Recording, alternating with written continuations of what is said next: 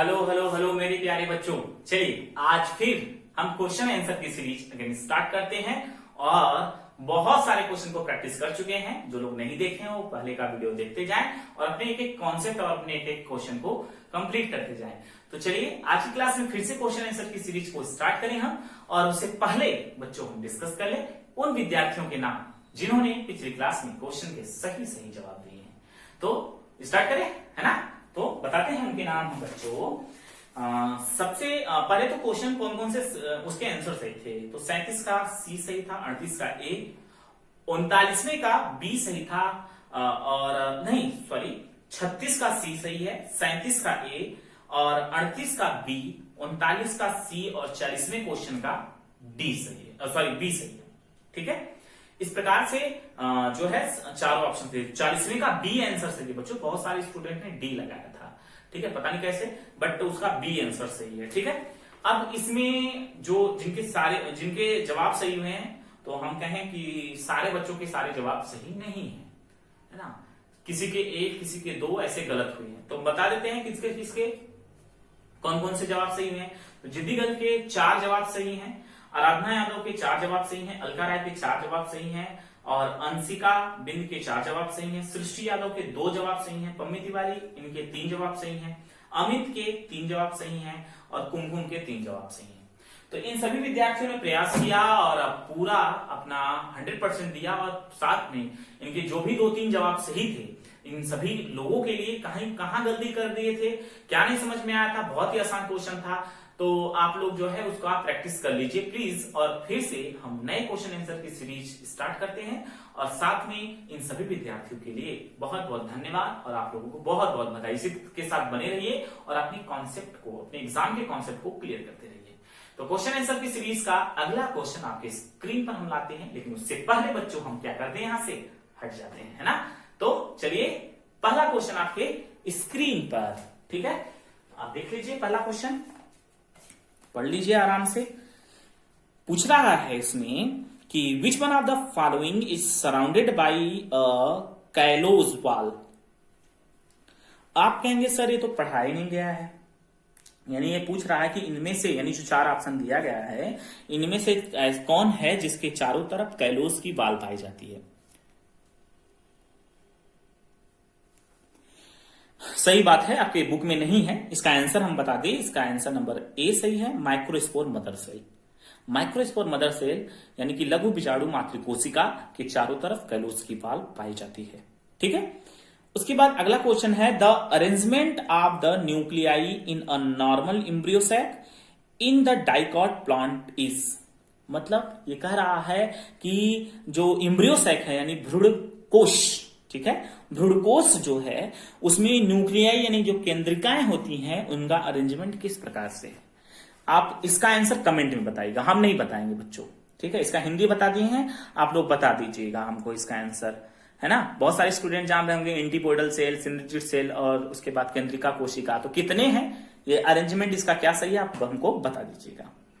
अगला क्वेश्चन आपकी स्क्रीन पर बच्चों, what would be the number of chromosome in the cell of aileron layer in a plant species with 8 chromosome in its synergids। आधे बच्चों को इस क्वेश्चन का मतलब ही नहीं समझ में आया। बड़ा कॉन्सेप्चुअल क्वेश्चन है बच्चों, ये घुमा के पूछ लिया है हमसे। ये कह रहा है कि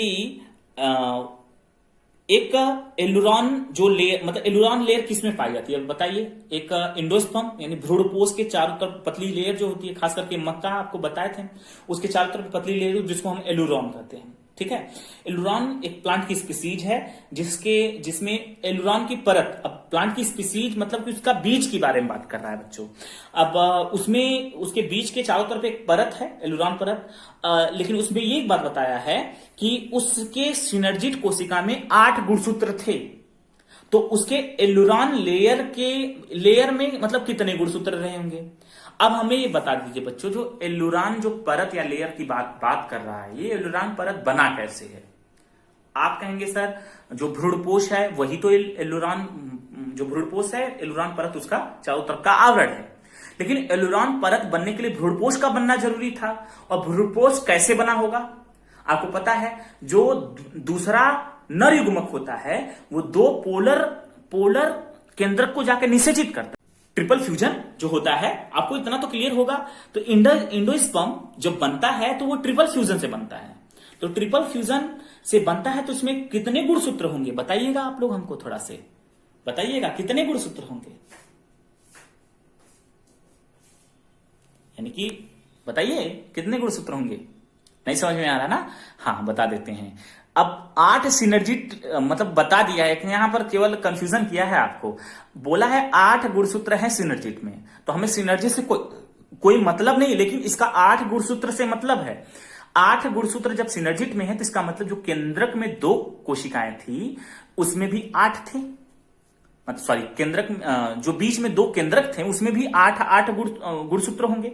तो दोनों केंद्रक में 8 यानी 16, और 8 गुणसूत्र जो है वो जा रहा है किसके द्वारा? नर युग्मक के द्वारा। नर युग्मक के द्वारा जा रहा है ना, तो 8 त्रिका 24। तो इसका आंसर नंबर ए सही है बच्चों। क्यों? क्योंकि जो एलुरोन लेयर है वो उस लेयर की सेल में ट्रिपल फ्यूजन हुआ है इंडोस्पर्म बनने के लिए, तो उसमें गुणसूत्रों की संख्या कितनी हो गई बच्चों? 24 हो गई। ठीक है, अगला क्वेश्चन आपकी स्क्रीन पर है, which one of the following represents an ovule where the embryo sac become horseshoe shaped and the funicles and macropyle are close to each other। हम आपसे पहले ही क्लियर कर दे बच्चों, ये क्वेश्चन आपके एनसीईआरटी में नहीं है।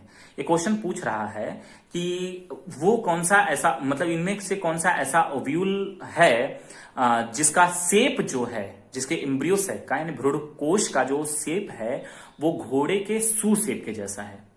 ठीक है, और जिसमें फनिकल्स और माइक्रोपाइल जो है आपस में क्या है, एकदम क्लोजली जुड़े हुए हैं, मतलब हाइलम की बात कर रहा है बच्चों। ठीक है, हाइलम की बात कर रहा है, वो आपस में क्या है, जुड़े हुए हैं।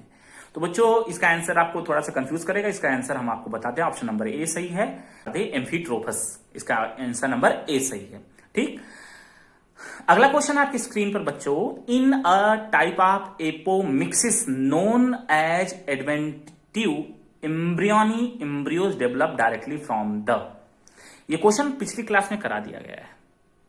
एपोमिक्सिस में बता रहा है कि जो एम्ब्रियन में बहुत सारे जो मतलब एम्ब्रियो का निर्माण हो पाता है, इनमें से किसके मिलने से जो है एम्ब्रियो बन जाता है बिना फर्टिलाइजेशन से बीज का निर्माण ही, यानी बिना निषेचन से बीज का निर्माण ही एपोमिक्सिस कहलाता है। इतना तो क्लियर है ना?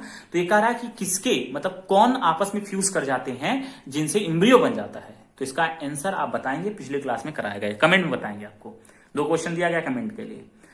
अगला क्वेश्चन है आपके स्क्रीन पर बच्चों, ये पूछ रहा है कि through which cell of the embryo sac does the pollen tube enter the embryo sac, यानी जो पॉलन ट्यूब होता है वो एम्ब्रियो सैक में जब मतलब इंटर करता है तो क्या होता है।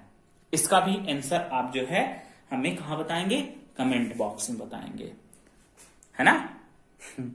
चलो हम बता देते हैं, इसका आंसर नंबर सी सही है बच्चों।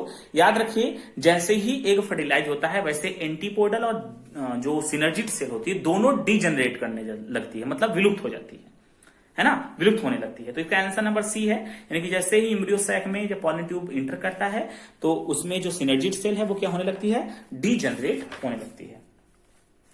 अगला क्वेश्चन है फिर अगेन आपकी स्क्रीन पर, an ovule which become curved so that the nucleus and embryo sac lies in right angle to a funicle is.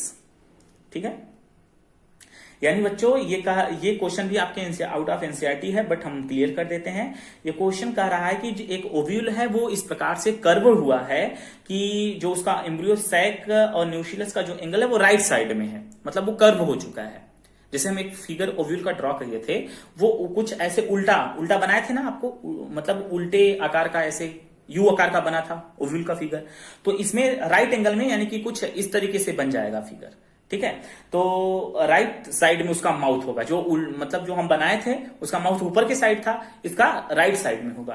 तो यह इनमें से किस प्रकार का ओव्यूल उसे कहा जाएगा। तो बच्चों इसका आंसर नंबर ए सही है, आउट ऑफ एनसीईआरटी है, फिर भी जान लीजिए आप लोग, इसका आंसर नंबर ए सही है। कौन सा? हेमीट्रोफस। ठीक है, हेमीट्रोफस।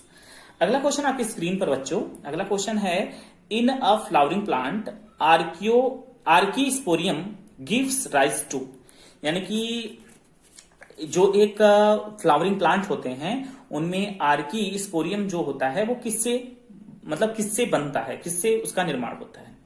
तो अगेन ये क्वेश्चन आउट ऑफ एनसीईआरटी है, फिर भी इसको सॉल्व करना जरूरी है क्योंकि हम 32 ईयर सॉल्व करा रहे हैं। तो बच्चों इसमें ऑप्शन नंबर जो है इसका सही है सी वाला, बोथ वाल एंड स्पोरोजीनस सेल।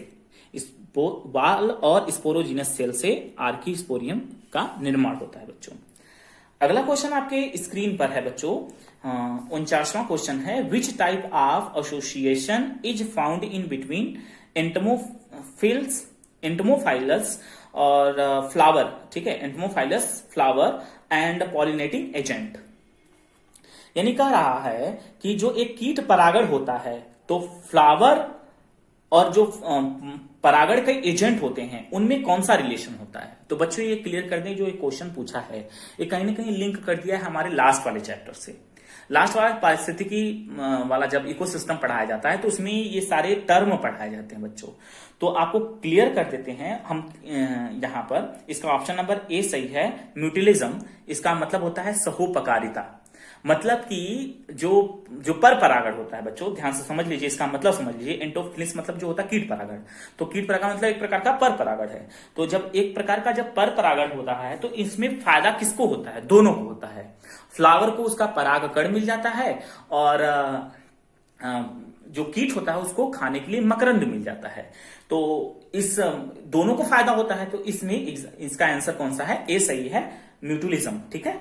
इसका आंसर नंबर ए सही है। क्यों सही है आपको बता दिए हम, क्योंकि एंटोमोफिल्स मतलब कि एंटोमोफाइलस मतलब होता है कीट परागण, और कीट परागण की सिचुएशन में दोनों को फायदा होता है, इसलिए इसका आंसर नंबर ए सही है, सहोपकारिता मतलब कि म्यूटुलिज्म। अगला क्वेश्चन है आपके स्क्रीन पर बच्चों, यानी लास्ट क्वेश्चन है आज का। इन angiosperm pollen tube liberate there male gamete into the, यानी कि कह रहा है कि एक आवृत बीजी में जो पॉलन ट्यूब है वो उसका जो मेल गैमेट होता है, पॉलन ट्यूब के थ्रू जो मेल गैमेट होता है वो कहां से इंटर करता है, इनटू द मतलब कहां से प्रवेश कर रहा है। तो इसके 4 ऑप्शन है, इसका अगेन इस क्वेश्चन का आंसर आप हमें कमेंट बॉक्स में देंगे। तो बच्चों आपको आज जो है हम 3 क्वेश्चन दिए हैं और तीनों क्वेश्चन के आंसर आप हमको कमेंट बॉक्स में बताएंगे। तो हाई स्टूडेंट, आप लोगों का जो है ये क्वेश्चन आंसर की सीरीज का आज का जो टॉपिक था वो क्लियर हुआ। आज के क्वेश्चन आंसर की सीरीज में मैक्सिमम क्वेश्चन जो बच्चों थे आउट ऑफ एनसीईआरटी थे, बट हमने सॉल्व करके उसको जान लिया, है ना। अगर हम सॉल्व नहीं करते तो हम नहीं जानते आउट ऑफ एनसीईआरटी के क्वेश्चन को, तो आज हमने उसको सॉल्व किया और जान भी लिया। तो ये बहुत जरूरी है बच्चों, हम भले ही आउट ऑफ एनसीईआरटी अभी नहीं पढ़े हैं लेकिन फिर भी हमें क्वेश्चन सॉल्व करना चाहिए, बिकॉज हमें बहुत सारी चीजें जानने को मिल जाती हैं, ठीक है। तो जो आपको लगे कि नहीं हाँ इंपॉर्टेंट क्वेश्चन था तो हमें उसको नोट कर लेना है, यानी आपको नोट कर लेना है कहीं पर, जिससे आपको बाद में रिवाइज करने में आसानी हो। तो आज की क्लास बच्चों यहीं तक थी। Thank you so much, thanks for watching my videos and you like, share and subscribe. Thank you so much.